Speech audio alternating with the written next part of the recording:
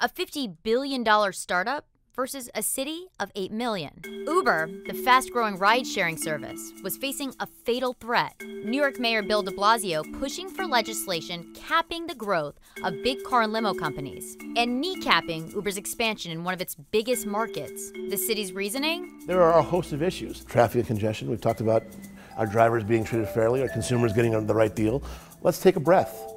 Let's just talk about capping for a short period of time the growth of new vehicles on our already congested and flooded streets to have that conversation. For Uber, that would mean only 200 new cars over the course of a year. The startup, never shying away from a fight, launched a major offensive. Its mastermind is a man with a track record, President Obama's former campaign manager, David Plouffe. They want to cap our growth, I think really as an offering to the taxi industry, who has showered them with a lot of campaign money. With a stroke of a pen, the mayor of New York City would be eliminating over 10,000 jobs. It's unbelievable. So Uber launched its own political campaign. They put a de Blasio tab on the app, showing what wait times would look like with fewer cars on the road. They released commercials. Tell Mayor de Blasio, don't strand New York. Hosted rallies. We have to support Uber because it's about our families.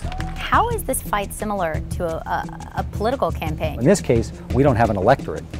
You know, this is a small number of city councilors who we're trying to reach. But we are trying to generate interest in the public. As this debate's played out, I think there's a lot of people puzzled by it. Say, why would we do this? This is working well, it's providing a lot of economic opportunity, which is why we've had to run such a vigorous campaign here. And in the end, let's put it this way. Uber was elected, but not without concessions. A city source tells CNN that Uber agreed to address some of its concerns by studying worker protections and how to make Uber more accessible to the handicapped. Uber has also agreed to limit its fast-paced growth in New York City. But they're not out of the woods yet. The city says the cap remains on the table if the company doesn't hold up its end of the bargain.